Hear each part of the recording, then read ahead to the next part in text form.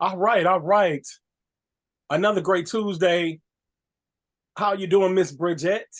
I'm doing great. How are you today? Oh man, I'm doing great. I'm doing great on this wonderful Tuesday. And of course, it's your one and only Dr. Albert Higgins. And once again, guys, I am here to change your matrix, the way that you think and the way that you act. This is the alpha mindset. Oh man, we're gonna have a really good topic. This topic a lot of people don't talk about. In my practice, I do get it a lot. I suffered from it for a while. And we're going to talk about it. It's a strange phenomenon, and it's a behavioral condition. It's called THS. Okay. Can you guess what that is, Miss Bridget? THS. Trauma Helper Syndrome. And the reason I know that is because you said it to me. I didn't All know. right, all right. Absolutely. Absolutely. And it's a very common phenomena that a lot of people they don't really talk about. They don't discuss that much. Mhm. And it's very debilitating. It can wear you down over a period of time. And I took some notes on this because it's kind of vast. Okay. And a lot of people, it happens a lot in normal standard relationships, Mhm. believe it or not. Husband and wife, um, parents and children, parents and you're going to work. So you at Mhm. work, your cohorts. These kind of things, it really, really wears you thin. And Wow. what I do you didn't think, realize it Bridget? was a everyday thing. Oh So yeah, caregivers, do caregivers have THS? absolutely, absolutely. With trauma helper syndrome, it falls on it's a catchphrase, the Mhm. term. It's just a catchphrase, but it is the person that is the caregiver. That person, you give and give and give. Now, this is also a facet of codependency. When you Oh. are a people pleaser, you are chronically pleasing everyone, Mhm. and when you start to notice that you're not pleasing yourself, like parts of your life is breaking down while you're helping others, and it's a very traumatic, like a push and pull Mhm. psychologically within yourself.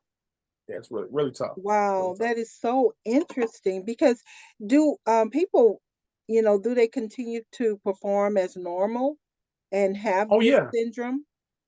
absolutely. Over a period of time, it gets to you, but yeah, you do, and it can come out in other ways. It can affect the way that you're working. It can affect the way that you associate with your friends and family.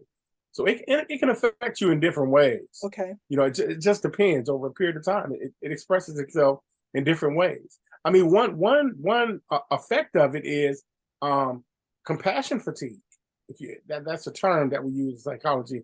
It's a feeling of emotional exhaustion or burnout. You're tired of caring. You get to a point that you are tired of caring. Wow. And you can't control your thoughts. You can't organize your thoughts. And so when you say this, so are we talking about doctors, nurses, policemen, firemen, anybody in the service section? Oh yeah, Really? that's big time. That's it's good that you make that point. It's big because in the servicing industry, Mm-hmm. that type of job it is very traumatic. Fire workers, policemen, those kind of things. They're very stressful. You're talking about aspects of PTSD. They carry certain aspects of post traumatic stress because you're constantly met with some type of adversarial issue with someone, and you have to kind of compartmentalize that stuff. You got to internalize those things, and it can lead to other things like empathy fatigue. You really become stoic. You're stone faced. You Mm-hmm. don't really. It isn't that you don't care. You're just immune to it, Hmm. and you see that a lot in doctors. Yes. And they literally have to develop it because think about some of the things the doctor has to tell you. You think about some of the things when they have to tell you something about a terminal illness or someone that may have passed away Mm-hmm. after a procedure, and you're in the waiting room waiting. That's not easy.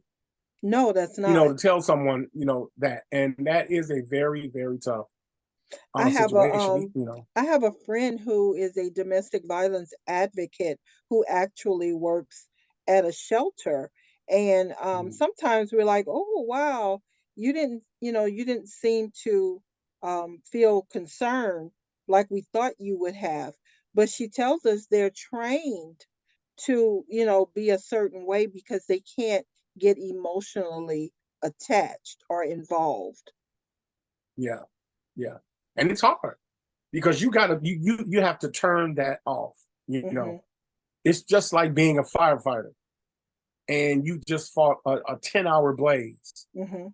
and you are burned out, and then you got to turn that off, come home and be mom or be dad or be husband or be wife or be the brother. That is a difficult thing to do, Mhm. and that's why it's very important that things like meditation, proper diet, giving yourself some isolation time. That Mhm. that's that's really important, so you can kind of decompress from that type of lifestyle.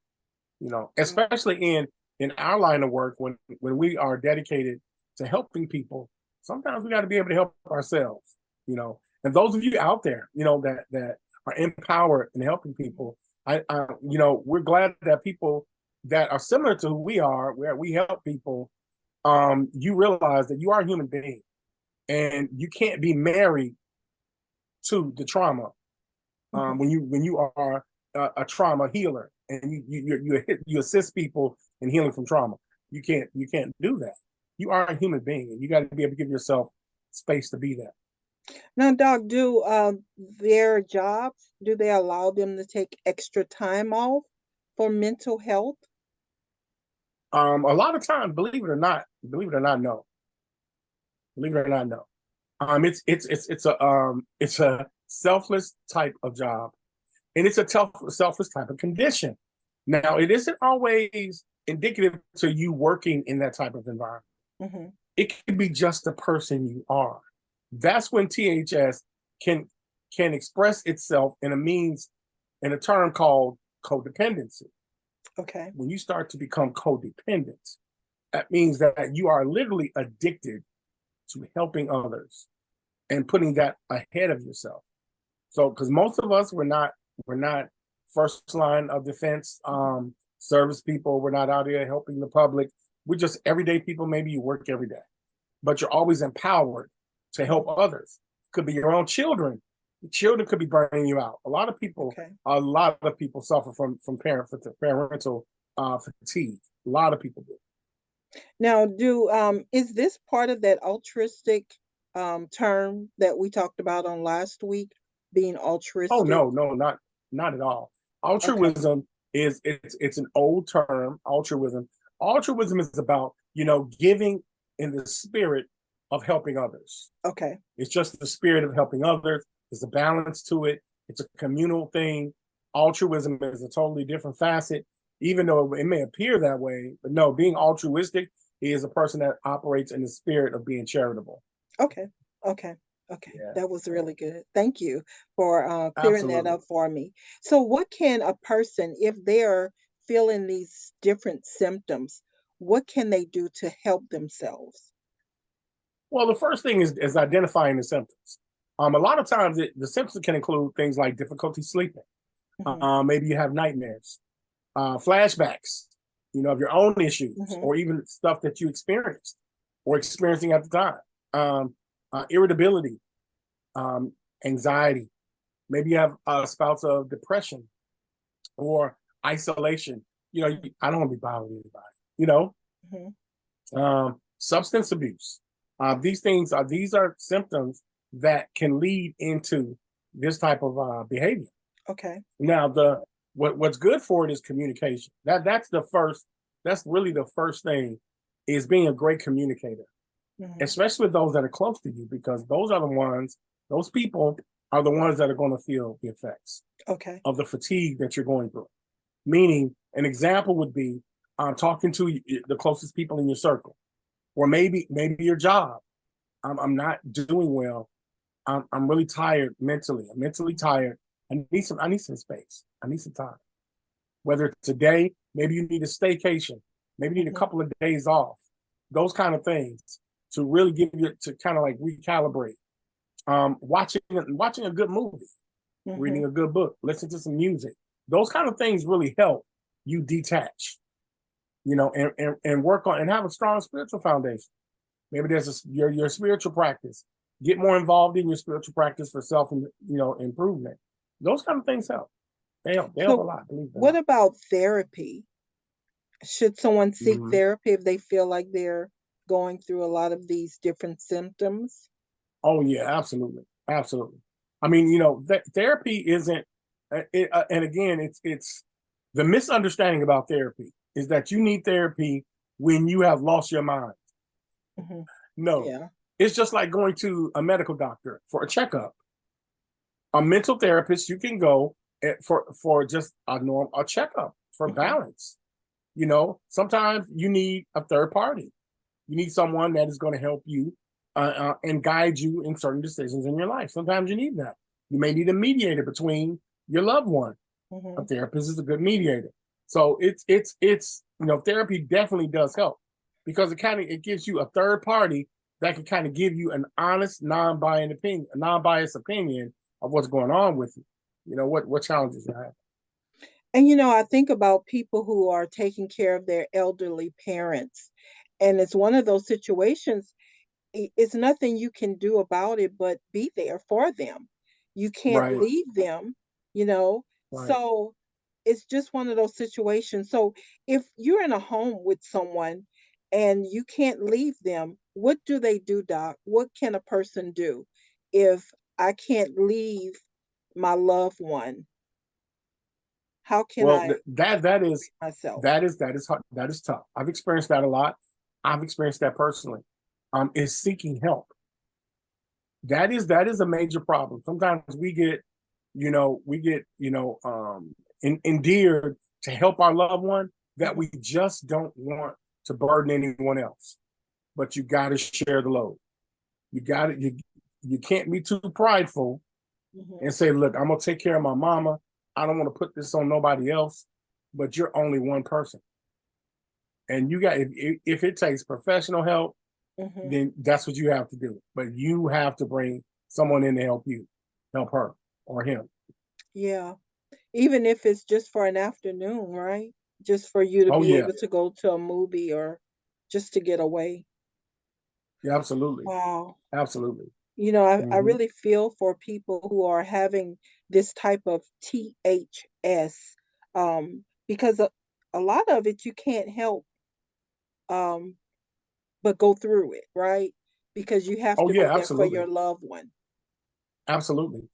Even in therapy, all therapists were not built alike, but I Hmm. focus on thoughts, emotions, and actions. Okay. Really being able to be critical of your thoughts, analyze your emotions before they become actions.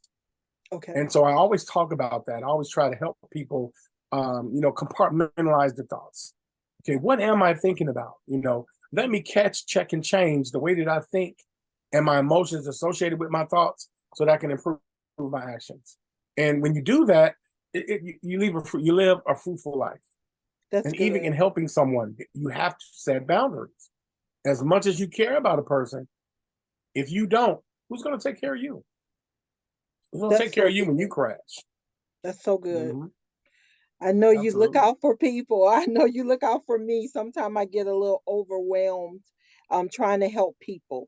And you're like, That's you all right. can't do it. You got to watch I'm out. telling you this, but we're built like this. We're built like it. It does take some development, and I know it's tough on a lot of people. You don't have to be a professional. You don't have to Mhm. be a therapist or a life coach. You don't have to be that. Just the everyday person. It is really tough Yeah. being of service to people. You know, human beings, we are made of errors. We're not Hmm. perfect, and we have, in this day and time now, Bridget, we have lost, and we talked about this a few episodes ago. Being a humanitarian, Hmm. really, really caring about human beings, not the gender, not the man supposed to do this, woman supposed to do that, Hmm. but the fact that you love humanity and really, truly, from the core, caring about human beings and Yeah. really focusing and working on that, separating yourself from social influence That's and good. being a person of value to humanity. And that can take its toll. That can. But self-love is so much important in order for us to love someone else. Do you agree with that? I do. I do. I think though with social media, self-love has really caused a lot of centeredness and narcissism. That's what, and we've talked about narcissism. And I just feel like we're going to be talking about it much more. Because of the Yeah. nature of what social media is and how we communicate now on social media, how important social media is to people and even business. So when it's all about you, your face is in the lights, like me and you, and it's us, and look at me. It's all about me, and I'm helping. Look at me help other people. You're Well, right. see, in the applicable life, everybody doesn't see everybody helping them. You're right. Your character is about what do you do when no one else is around? When no one is watching. Yeah, what type of person are you doing when you're on your own with your own inspiration and motivation? That's what integrity is all about. And being consistent in your integrity. So it's important when being a selfless person, and you have to be really careful. It's a thin line. Yeah, and there's so many people who are not getting, the recognition for everything that they do every day. And Yeah, so for that, we want to tell you guys, thank you so much for being such a helper, and putting absolutely, yourself in harm's way to help someone else, you know. absolutely. And we Yeah, all we come with our really own do trauma. appreciate you. Yeah, we come with our own trauma. Oh man, yeah, and trauma is such an overused word. Okay.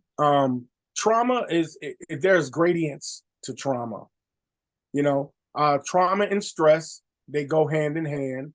Most of the day, the average person, you stress throughout the day. And so being able to control your stress, manage your stress, because trauma is the effects of unmanaged stress. That's Okay. what trauma is. Okay. Trauma can be a very bad incident in a matter of minutes or seconds, or something that you have been stressed about for years. It becomes what in psychology, what we call pathological. So it's a Okay. path that's been developed of stress over a period of time that has now become traumatic because you have kind of pushed it subliminally in your subconscious. You kind of like, you're taking it on. You got a high pain tolerance, high psychological pain tolerance. And so you hold it on the inside. And over a period of time, it starts affecting your productivity in other aspects of your life. So Oh, that's trauma good. is a distinct thing. It's not just I'm traumatized. Yeah, you might be traumatized, but what's the root cause of that trauma? And how long have you been stressed? And what has caused that trauma? Another popular term is trigger. I'm triggered. Trigger means stress. You have a stressor. And you may get triggered for a second, calm down, keep it moving. Okay. Could be triggered at work, but you don't think about it. You just, I gotta get it done. Or I need to lose weight, and I can't lose weight. But you keep it moving, and you think that's resiliency. No, that you just have a high pain tolerance. You have a high Hmm. psychological pain tolerance. Wow, But it'll take its toll. that sound like a whole nother episode, Doc. Absolutely, absolutely, I definitely need that whole 30 minutes. absolutely. Absolutely, it can express itself in many ways, Yeah. and I'll say this, before we close, that's why it's important not to have self-diagnosis. Okay. Self-diagnosis is very, very, very problematic, because of course, your deduction skills is going to seem so logical. I read this and I act just like this. I know this. That's not always the case. You are an individual. You are not defined by a term. Those terms are based on observations of people's behavior. So your behavior is exclusive to you and you only. Okay. Now we may have universal stimuli that we react to universally, but individually we express it in our own way. We That's all so have our own good. individual personalities. Wow. We need this, Doc. We need this conversation. Please talk to us Absolutely. about this. And so hopefully next week we'll be able to talk more about trauma. Absolutely. Absolutely. I look forward to Yeah. it. We'll talk about it. We'll definitely get a little deeper into what trauma is Okay, good. and how to balance that out. Yeah, because I know I'm stressed a lot, but I know I have to keep moving, so I Oh don't deal man. with it. Right. And the way Right. I deal with it Likewise. is Diet Coke and candy. Oh yeah. Yeah. Mm-mm. That's not You don't good. want to do that? You don't want to do that. Uh-uh. Diet Coke and chocolate. Well, Oh yeah, thank you chocolate so is a killer. much. Thank you so Absolutely, much, absolutely. Dr. Albert Higgins, and we will see you guys next week. Absolutely, guys. See you next week. We appreciate the support, guys. We really, really do. And Miss Bridget, before we go, Okay. you have a new Facebook group. Can you talk about that? Can you talk Oh, about thank what you got going you. on? Yes, we do. We have a new Facebook group, and it's a digital marketing and social media hub. And so, what we're doing in the hub, we're actually helping entrepreneurs. We're helping them with their branding as well as with their content and website. It's so much that we want to do to help others. Sometimes you don't know where to look for answers. And Hmm. so, Dr. Albert Higgins and we are going to work very closely together to help people in this group to know who they are and to become who God created them to be. And so I'm Absolutely. excited about this group. And yeah, so please join us. It's the Dynamo Digital Marketing and Social Media Hub. Yay! Absolutely. I Thank love you that. so I love much. that. Absolutely. Absolutely. So please, reach out to Bridget Gibson, and we'll have some promos for you guys to be able to reach out and access, that skill, and like I said, we try to help you in all facets. So that's great. That's great. And I'm going to be talking about finance as well. I Mhm. haven't really talked about it as of late, but there's a direct correlation with finance and your psychological well-being. There's a direct Yes. correlation with that. And we're going to talk about it. We're going to Yes. talk about it. Hopefully, So Dr. Higgins can bring that financial consulting to the group and, yeah, get people ready to do some real monetizing on their businesses. absolutely. Absolutely. So as usual, guys, another episode. Hopefully we drop some gems for you guys and you learn some things. Give us some feedback. Of course, all of you that are part of my Instagram group, Dr. Albert Higgins on Instagram. Look, you guys have given me some topics, that I'm going to field and talk about. So please continue to do that. Reach out to Bridget Gibson on social media as well. Miss Bridget, how can they reach you? How can they reach you on social Oh, media? please follow me on all your social media platforms. And I also have my website, www.bridgethgibson.com. And I'll be so excited if you do that. Thank you. Absolutely. Follow me on dralberthiggins.com. Follow me on Dr. Albert Higgins on Instagram, Dr. Albert Higgins on Facebook. Follow me, the Alpha Mindset on TikTok. All right, please do that. I would greatly appreciate it. And of course, follow us on all your podcast platforms, the Alpha Mindset. And what's the name of your podcast, Ms. Bridget? Morning Soulshine with Bridget. Absolutely. So, guys, we really appreciate the love and the support, and we're going to continue to grow with you guys. Have a good evening. Have a great day. Thank you. See you later.